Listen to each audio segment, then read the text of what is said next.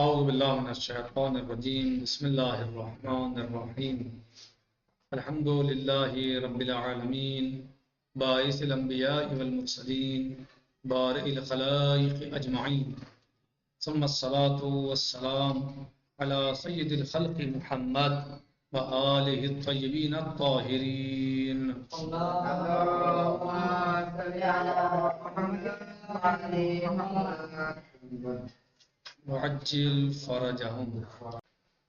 ہمارا درس اور گفتگو نبوت کی بحث میں قرآن کریم کے معجزہ خالدہ ہونے کے بارے میں چل رہا تھا۔ اس سلسلے میں ہم نے قدر ممکن کوشش کی سمجھنے اور سمجھانے کی، اور بتایا کہ قرآن کریم نبی اعظم محمد مصطفیٰ صلی اللہ علیہ وآلہ وسلم کا معجزہ خالدہ ہے۔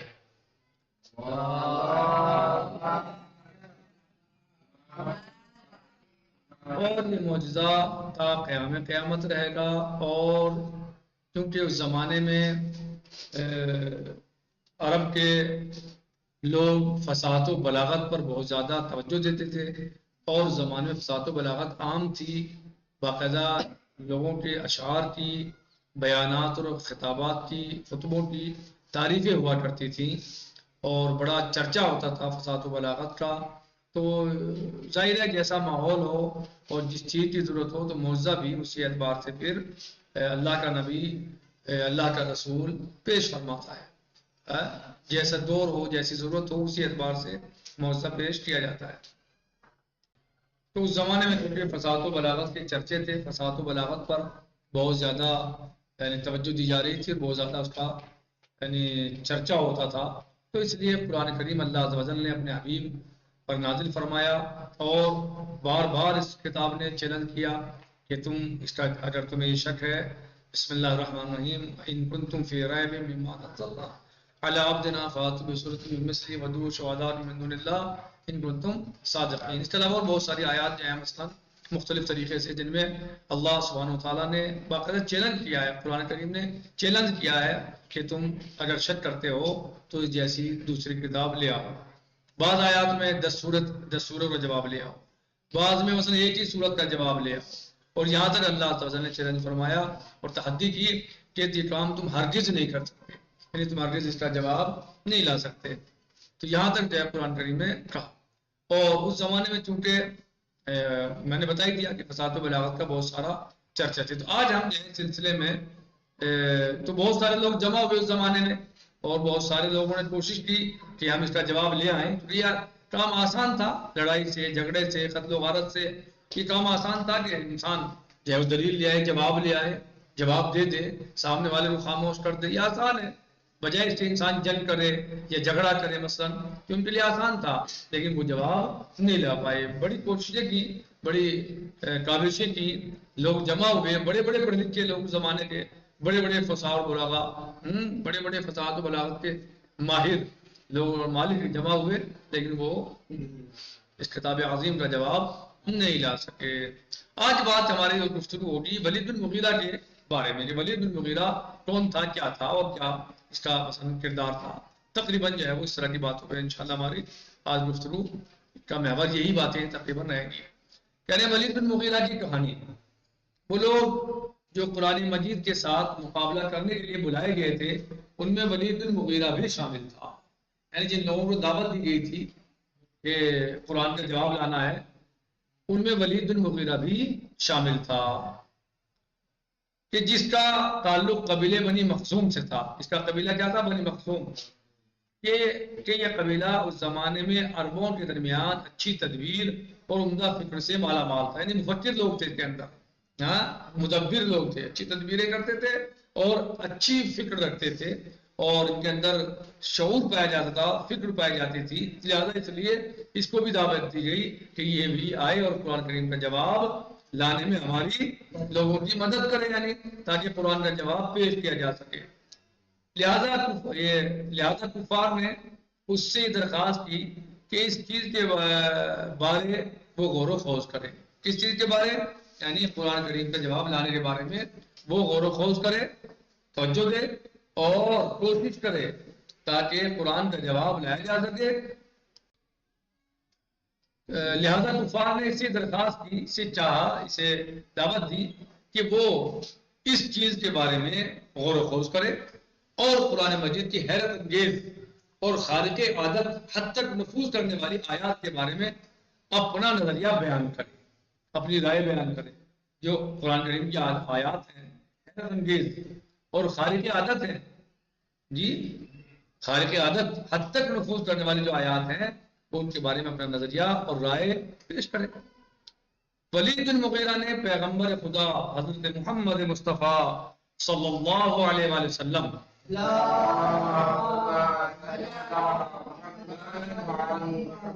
عجل فرجہم سے درخواست کی کہ قرآن مجید کی کچھ آیات تلاوت فرمائیں۔ یعنی جب اس کو بلایا گیا اور اس کو دعوت دی گئی کہ وہ اس کام کو انجام دے، تو ولید بن مغیرہ نے نبی پاک صلی اللہ علیہ وسلم سے کیا کہا کہ کچھ آیات جو ہیں تلاوت فرمائیں آپ جو ہے قرآن کریم کی۔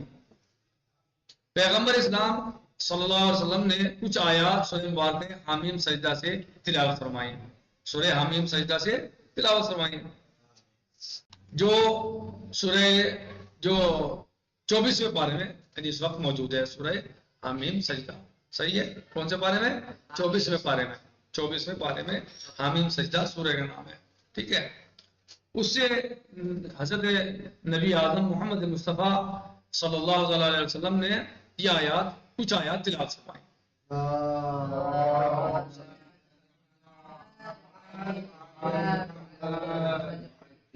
بس ان آیات کا سننا تھا کہ ولید بن مغیرہ کے دل میں ہیجان اور اضطراب پیدا ہوا۔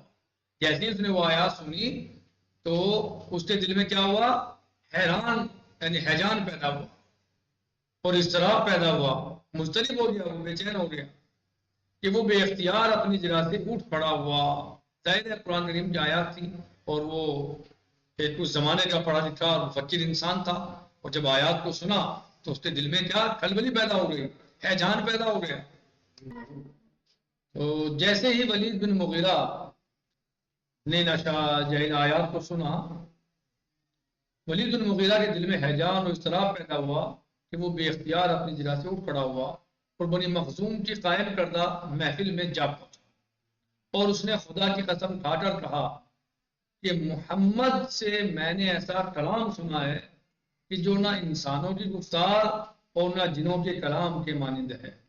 اور اس کے بعد یہ ولید بن مغیرہ نے اس طرح کہا، یعنی جیسے ہی اس نے اشعار سنے، آیات سنی نبی پاک صلی اللہ علیہ وسلم سے، تو فوراً وہ مضطرب پریشان ہو گیا، ہیجان آ گیا دل میں اس کے، ہیجان پیدا ہو گیا دل میں اس کے، اور فوراً جو ہے وہ بنی مخزوم کی محفل میں گیا اور وہاں جا کے کہا اللہ کی قسم کھائی، خدا کی قسم میں نے ایسا کلام سنا ہے محمد سے کہ نہ انسانوں کی گفتار اور نہ جنوں کے کلام کے مانند، یعنی نہ انسانوں میں ایسا کلام پایا جا سکتا ہے اور نہ ہی جنوں میں ایسا کلام پایا جا سکتا ہے۔ جیسا کلام میں نے محمد کی ہے، وہ اپنی چونکہ کافر تھا، مشرک تھا، تو اس لیے وہ محمد ایسے ہی بول رہا ہے جو میں نے محمد سے سنا ہے۔ اور اس کے بعد یہ ولید بن مغیرہ نے اس طرح کہا، یعنی اس نے جو مواصفات بیان کیے جو اس نے سنا اور دل میں اس کے ہیجان پیدا ہوا، اس کو بیان جو ہے عجیب و غریب اور بہترین لاجواب کر دینے والا جو آیات سنی اس نے، تو اب وہ فوراً جو ہے دل میں ہیجان پیدا ہوا، اپنی لوگوں کی بزم میں گیا بنی مخزوم کی، اور وہاں جا کے اس نے ایسا کہا کہ میں نے ایسا سنا ہے کہ ایسا نہ جن کہہ سکتے ہیں، بیان کر سکتے ہیں، اور نہ ایسا انسان ایسا کلام لا سکتے ہیں۔ اور اس کے بعد اس نے کیا کہا، وَإِنَّ لَهُ لَحَلَاوَةً وَإِنَّ عَلَيْهِ لَطَلَابَةً وَإِنَّ أَعْلَاهُ لَمُثْمِرٌ وَإِنَّ أَسْفَلَهُ لَمُغْدِقٌ وَإِنَّهُ يَعْلُو وَلَا يُعْلَى عَلَيْهِ۔ کیا کہا؟ وَإِنَّ لَهُ لَحَلَاوَةً وَإِنَّ عَلَيْهِ لَطَلَابَةً وَإِنَّ أَعْلَاهُ لَمُثْمِرٌ وَإِنَّ أَسْفَلَهُ لَمُغْدِقٌ وَإِنَّهُ يَعْلُو وَلَا يُعْلَى عَلَيْهِ۔ اس کی گفتار میں مخصوص مٹھاس تھی۔ کیا؟ جو سنا اس نے، جو آیات قرآنیہ کو سنا ہے، کلام پاک کی آیات کو سنا، اور سن کے جو ہے دل میں اس کے ہیجان پیدا ہوا کہ یہ کلام، یہ ایسا تو نہ انسان کہہ سکتے ہیں، نہ جن ایسا جو ہے کلام پیش کر سکتے ہیں۔ اس کے بعد محفل میں اپنی پہنچا، بنی مخزوم کی محفل میں پہنچا اور کیا کہا کہ میں نے ایسے ایسے محمد سے کلام سنا ہے، وَإِنَّ لَهُ لَحَلَاوَةً، اس کی گفتار میں مخصوص مٹھاس تھی، وَإِنَّ عَلَيْهِ لَطَلَاوَةً، اور کلام میں ایک خاص قسم کی ایسی خوبصورتی تھی جیسے ایک توانا درخت پر پھل دار ٹہنیاں ہوں۔ یہ دشمن کہہ رہا ہے، مشرک کافر کہہ رہے ہیں کیا؟ وَإِنَّ لَهُ لَحَلَاوَةً وَإِنَّ عَلَيْهِ لَطَلَاوَةً وَإِنَّ عَلَىٰ لَمُثْمِرٌ، اور کلام میں ایک خاص قسم کی ایسی خوبصورتی تھی جیسے ایک توانا درخت پر پھل لمثمر، وَإِنَّ أَسْفَلَهُ لَمُغْدِقٌ، جیسے ایک توانا درخت پر پھلدار ٹہنیاں ہوں، اور وہ مضبوط اور محکم کلام ہے جو ہر چیز سے بلند تر ہے۔ وَإِنَّهُ يَعْلُو وَلَا يُعْلَى عَلَيْهِ، ہر چیز سے وہ مضبوط کلام محکم کلام ہے جو ہر چیز سے بلند تر ہے، اور کوئی بھی چیز اس کلام سے بلند نہیں ہو سکتی۔ وَإِنَّهُ يَعْلُو، وہ ہر چیز سے بلند ہے، وَلَا يُعْلَى عَلَيْهِ، اس سے بلند کوئی چیز نہیں ہو سکتی۔ ولید بن مغیرہ کا یہ کہنا تھا کہ قریش کے درمیان آہستہ آہستہ یہ شک پڑنا شروع ہو گیا کہ ولید بن مغیرہ محمد مصطفیٰ صلی اللہ علیہ وسلم کا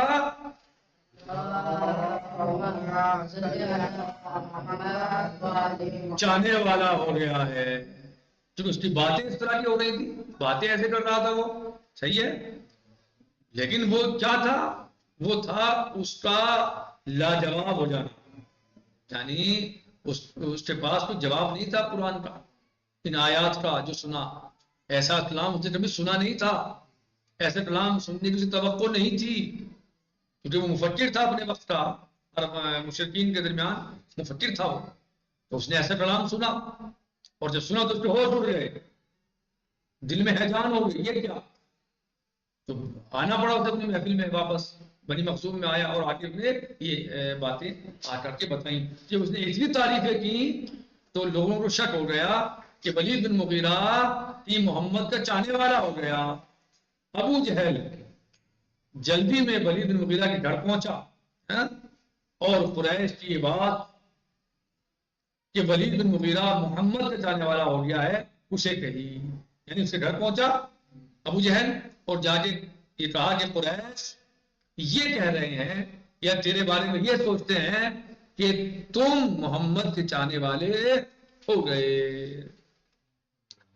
اسے یہ بات کہی اور اس کو دوبارہ قریش کی محفل میں آنے کی دعوت دی کہ بھائی دوبارہ آپ واپس آؤ، قریش کی محفل میں آؤ۔ کہہ رہے ہیں ولید بن مغیرہ قریش کی محفل میں دوبارہ پہنچا اور اس نے قریش سے کہا، کیا کہا؟ نمبر 1 کیا کہا؟ کیا آپ یہ سمجھتے ہیں کہ وہ دیوانہ ہے؟ اس نے کہا، یہ مغیرہ ولید بن مغیرہ نے اس سے کہا قریش سے، کیا آپ یہ سمجھتے ہیں کہ محمد دیوانے ہیں؟ اسے کلام سن کے آیا تھا نا۔ نمبر 2 کیا آپ نے واقعا سارے دیوانگی اس میں ملاحظہ کیے ہیں؟ حاضرین محفل نے نفی میں جواب دیا، کیا کہا؟ نہیں، نفی میں جواب دیا۔ پھر ولید بن مغیرہ نے کہا کہ کیا آپ یہ خیال کرتے ہیں کہ وہ جھوٹ بولتا ہے؟ آپ کا خیال یہ ہے، آپ کا نظریہ یہ ہے کہ وہ جھوٹا ہے؟ استغفر اللہ، نہیں وہ جھوٹ بولتا ہے؟ وہ کہہ رہا ہے ولید بن مغیرہ، کیا آپ ایسا سوچتے ہیں؟ مگر وہ آپ کے درمیان سچا اور امین مشہور نہیں تھا؟ کیا وہ سچا اور امین نہیں تمہارے درمیان؟ نہیں، دشمن ہے۔ کون ہے؟ دشمن ہے۔ اور کیا کہہ رہا ہے؟ مگر وہ آپ کے درمیان سچا اور امین مشہور نہیں تھا؟ کیا سب اسے صادق نہیں کہتے تھے؟ سب اسے امین نہیں کہتے تھے؟ تم اسے دیوانہ سمجھ رہے ہو، اسے جھوٹا سمجھ رہے ہو؟ کیا تمہارے درمیان وہ سچا مشہور نہیں تھا؟ قریش کے بعد سرداروں نے ولید بن مغیرہ سے پوچھا کہ اس کی طرف کون سی نسبت دینی چاہیے، کہ پھر اسے کیا کہیں؟ قریش کے بعد سرداروں نے کیا پوچھا ولید بن مغیرہ سے کہ پھر اسے کیا کہیں؟ ولید بن مغیرہ نے تھوڑی سی فکر کرنے کے بعد کہا کہ آپ اس کو ساحر کہنا شروع کر دیں۔ استغفر اللہ العظیم، کیا؟ ساحر یعنی جادوگر، فریاض باللہ۔ ہاں، اس کی سمجھ میں کلام آیا نہیں، تب اس نے کیا کہا؟ بھائی یہ تو کلام جو ہے وہ نہ انسانوں میں ایسا کلام ہوتا ہے نہ جنوں ایسے کہہ سکتے ہیں، یہ تو کلام عجیب ہے۔ تو بجائے اس کے کم وقت یہ کہتا کہ اللہ کا نام ہے، اللہ کا نبی ہے یہ، ہاں کیا کہا کہ ساحر کہنا شروع کر دو، یعنی جادوگر۔ اگرچہ قریش کا پروگرام یہ تھا کہ اس تعبیر ساحر سے لوگوں میں سے اس گروہ کو جو قرآن مجید کے چاہنے والے تھے محمد صلی اللہ علیہ وسلم سے دور کر دیا جائے۔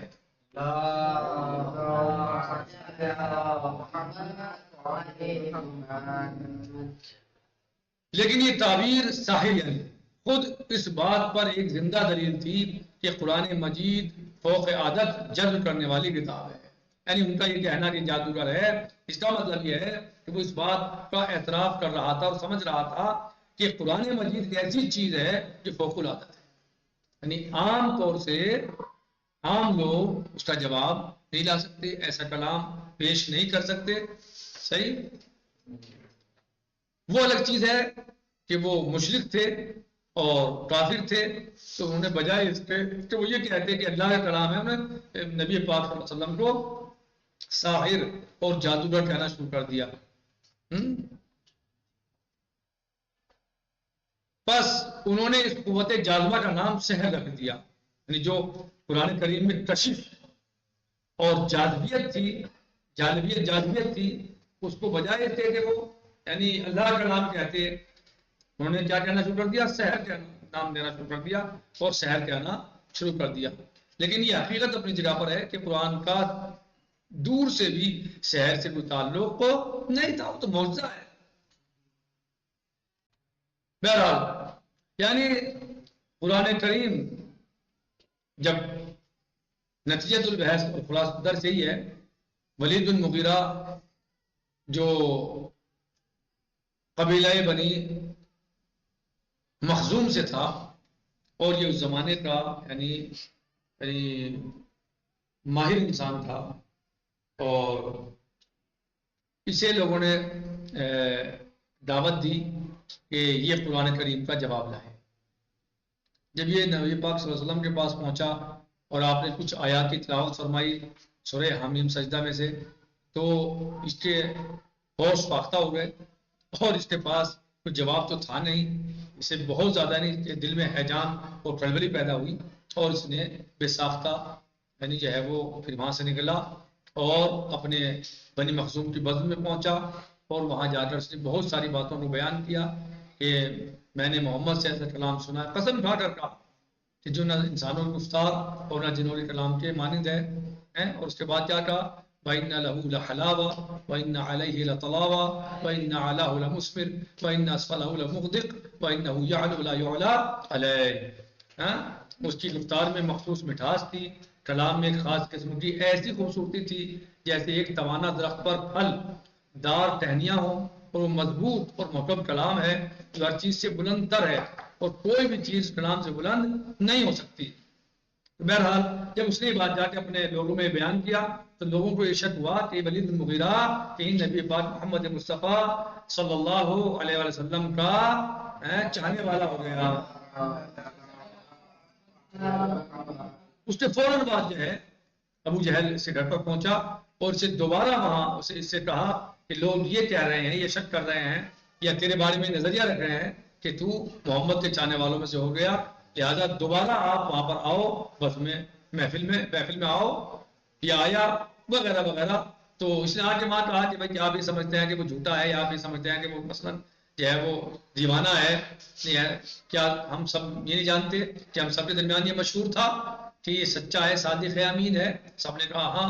یا پھر اسے لوگوں نے کہا پھر اسے کیا کہا جائے؟ تو اس نے کیا دلیل پیش کی کہ ساحر کہا جائے۔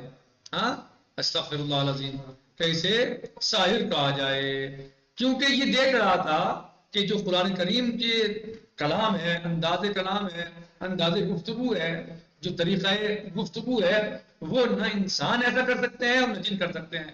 تو بجائے اس کے یہ کم وقت یہ کہتا کہ یہ اللہ کا کلام ہے، اس نے کیا کہا کہ یہ تو جادو ہے، یہ تو سحر ہے۔ سحر یعنی ایسی چیز جو خلاف عادت ہے، خارج عادت ہے۔ تو لہذا اس کی اس بات سے کم از کم اتنا تو محسوس ہوا کہ یہ کلام نہ انسانوں میں ایسا ہو سکتا ہے اور نہ جنوں میں ایسا ہو سکتا ہے۔ یہ اس کفر اور شرک کا نتیجہ تھا کہ اس نے کہا کہ یہ جادو ہے، اور اگر حقیقت یہ جنوں اس کا جواب نہیں لا سکتے جن لوگ ان سے ایسا کلام نہیں پیش کر سکتے تو اس کا مطلب یہ ہے کہ اللہ کا کلام ہے. صحیح ہے، اللہ کا کلام ہے. اللہ نے اس کو اپنے بندے، اپنے نبی حضرت محمد مصطفیٰ صلی اللہ علیہ وسلم پر نازل فرمایا ہے.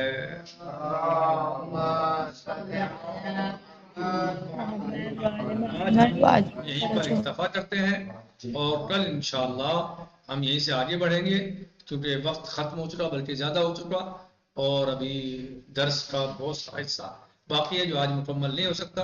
انشاءاللہ اس کو کل ہم مکمل کریں گے. والحمدللہ رب العالمین، وصلی اللہ علی سیدنا و نبینا محمد وآلہ الطاہرین. السلام علیکم ورحمۃ اللہ وبرکاتہ. فی امان اللہ. خدا حافظ.